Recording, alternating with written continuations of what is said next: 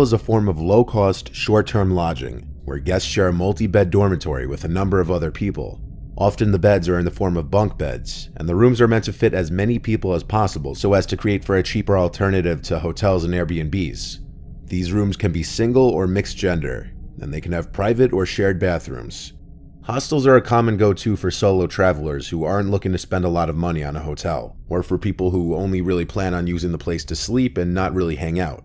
The 3 stories you're about to hear were recounted by solo travelers who stayed in hostels and had not so great experiences with the people they were sharing their rooms with.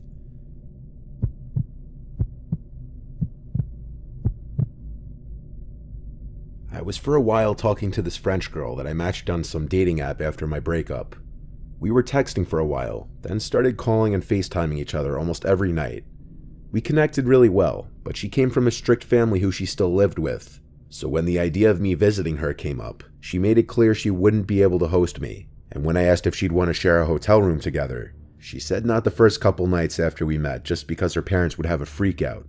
So since I was only 23 and my pockets weren't stuffed, I booked a stay at a hostel not far from her in Paris. I downloaded a couple movies to watch on the 7-hour flight since I already knew I wouldn't be able to sleep. I never can on flights. And I was right. I tried sleeping but didn't even get close. So by the time I landed and then Ubered to the hostel, I was running on 0 hours of sleep within the past 24 hours. I was exhausted. Due to the 6-hour time difference, it was also like 3 in the morning, so at least that meant I could just go crash in the bed in the hostel and I wouldn't be jet lagged the next day. I arrived to the hostel, which admittedly wasn't the nicest place ever. It was small. There was a certain odor to the lobby, and the front desk worker wasn't too enthusiastic about his job. But it was 3 a.m. after all, so I had to cut him some slack. I walked to the room I'd be staying in, and there were 6 beds, 5 of them empty, but one had a guy sitting on it. He was on his laptop, typing away at something. He looked up at me, then back down at his laptop. I said, "Hey," but he didn't respond back. He seemed invested in what he was doing, so I just laid down in one of the empty beds. But the light to the room was still on. I asked him if it was okay that I shut off the light. Then he looked at me with a blank expression but didn't say anything. I repeated what I said, assuming he didn't hear me, and he nodded his head with this weird smile. So I got up and turned off the lights to the room. I passed out pretty quickly due to my lack of sleep, but surprisingly, I woke up a couple hours later. The room was still dark, but I didn't know for sure what woke me up. I rolled over to my side and looked around the room. It was almost pitch black, but I could see that all the beds were empty. All of them. Where was the other guy that was there earlier? The 2 bunk beds next to me were empty, top and bottom, but I knew something had to have woken me up. I looked on my phone, and it was 5 in the morning.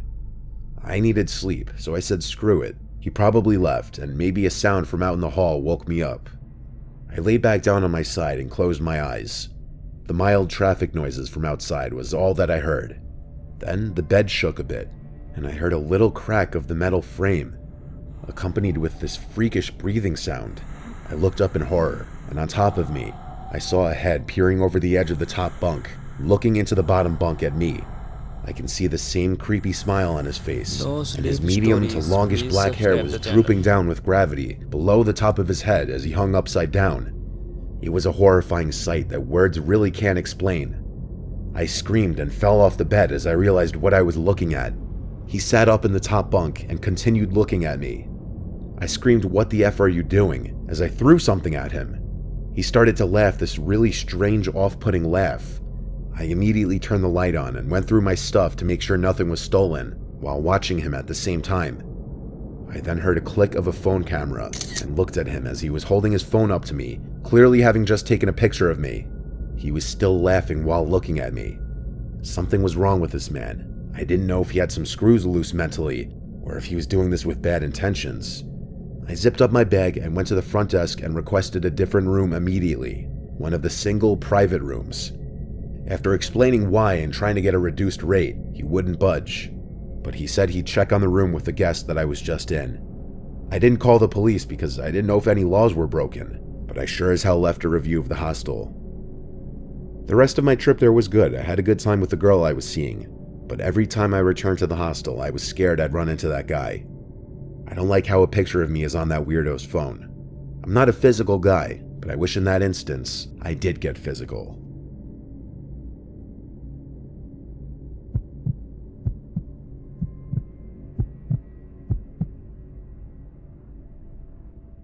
I'm a solo traveler. I've stayed in countless hostels as a means of saving money, while also meeting new interesting people.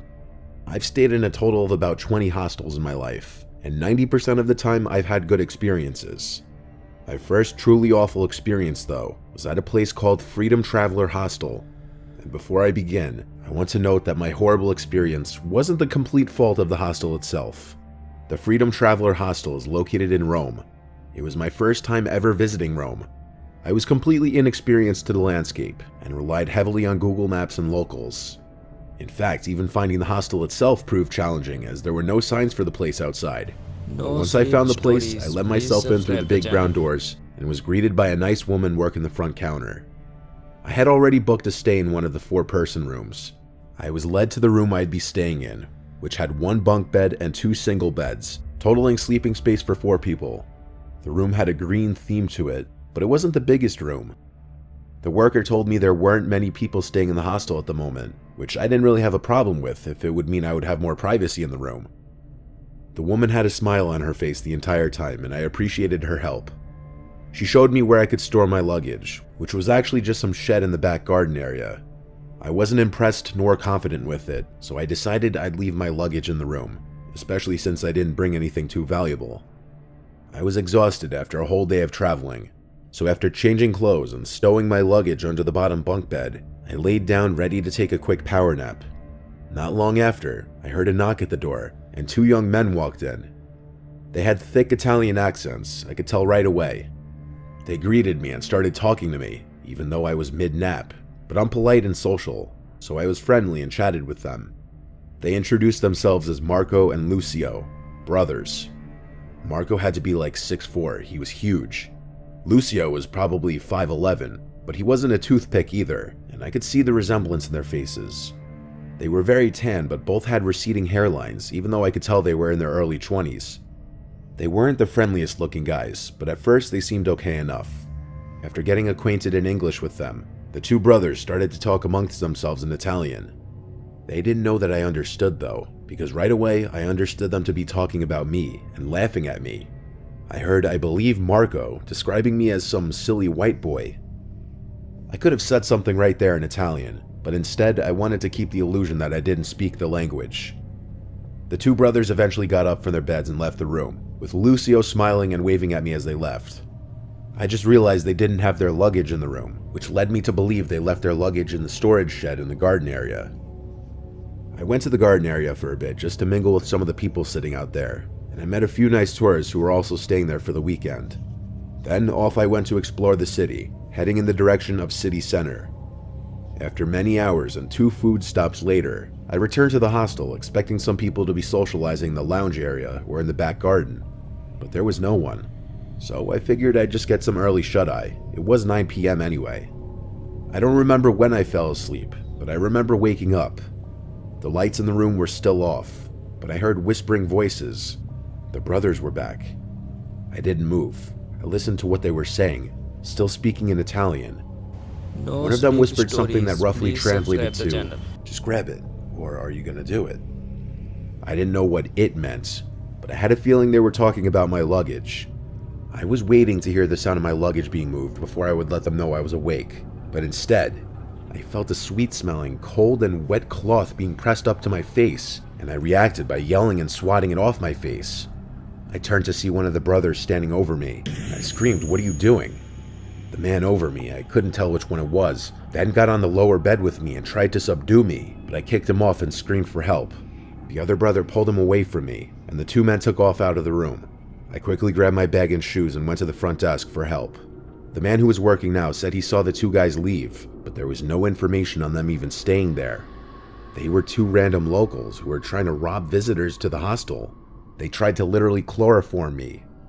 I didn't stay there after that, of course. I'm sure they've upped their security now, but when I stayed there, clearly anybody could have just walked right in. If I wasn't awake, I would have been chloroformed and robbed of my entire bag. After this, I started being more careful of the hostels I stay at.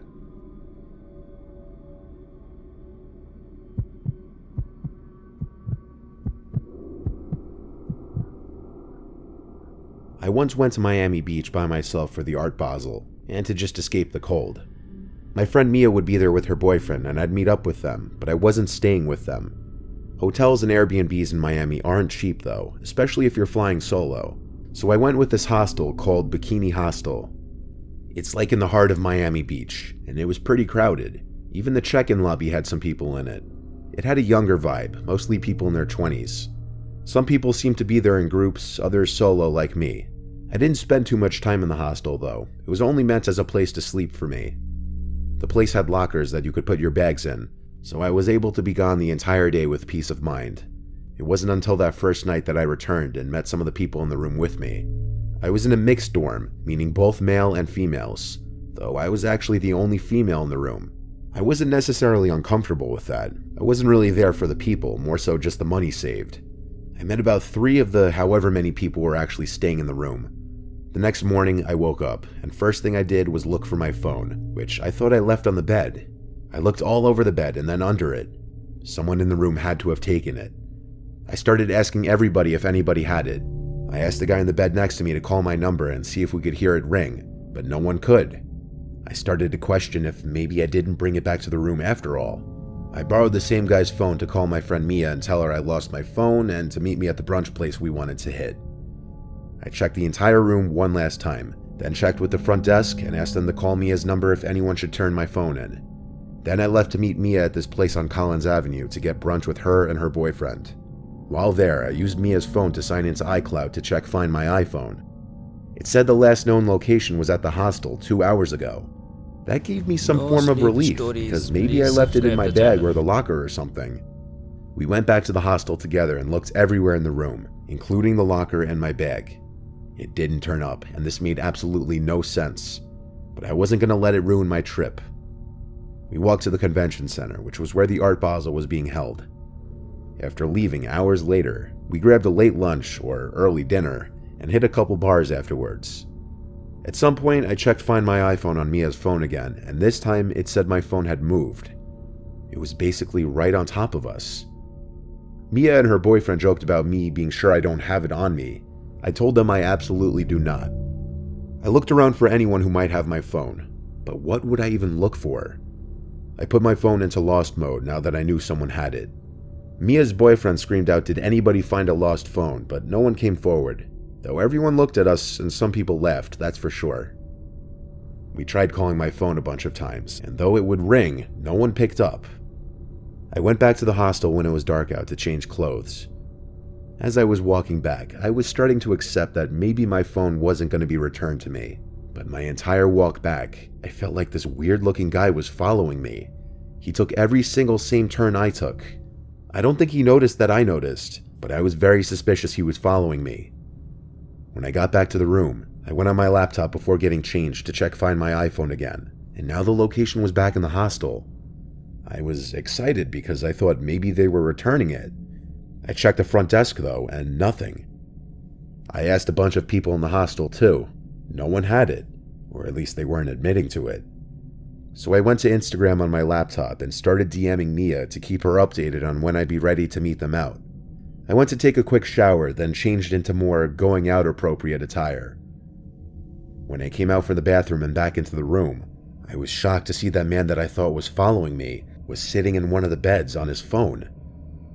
There were 2 other guys in the room with us at that moment, but I had a scary thought, so I hurried to DM Mia to call my phone right now.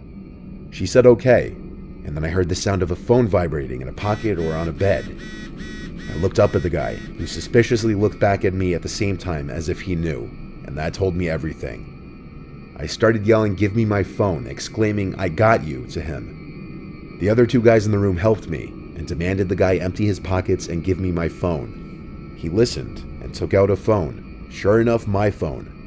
I snatched it from his hand and told the other 2 guys that he had been following me all day and was purposely avoiding returning my phone, which he probably took while I was asleep. The guy got up and hurried out of the building with his backpack, never returning. I made friends with the 2 guys who helped me. Their names were Mark and Paulo. I had them come out with me to meet up with Mia. I'm grateful they were there because I wonder how things would have played out differently if they weren't. I also recommend keeping your phone and valuables in a very safe place if you ever stay in a hostel. and just generally be aware of the people around you.